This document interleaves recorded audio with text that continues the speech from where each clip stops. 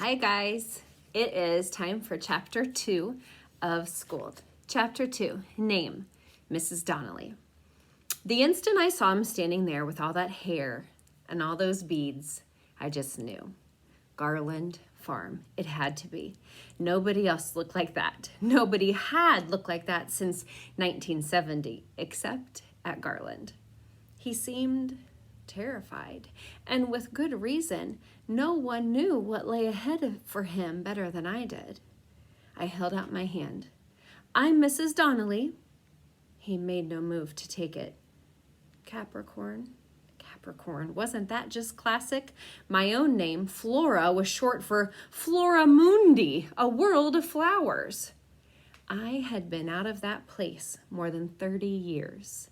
But one side of this kid, and it all came roaring back in a tsunami of day-glow ponchos and organic lentils. I was 5 when my family joined the community. Too young to remember any life before that. For 6 long years, that place was my universe.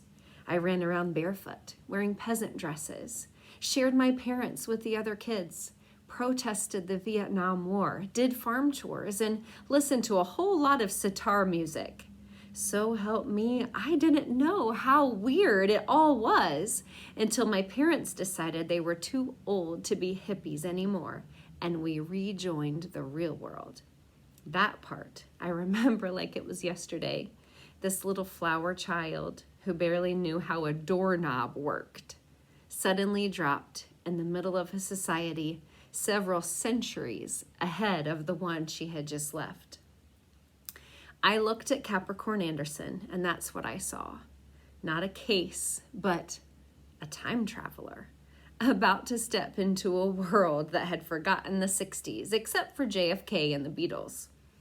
In my right hand was a piece of paper with the address of the foster home the Department of Child Services had assigned for this boy.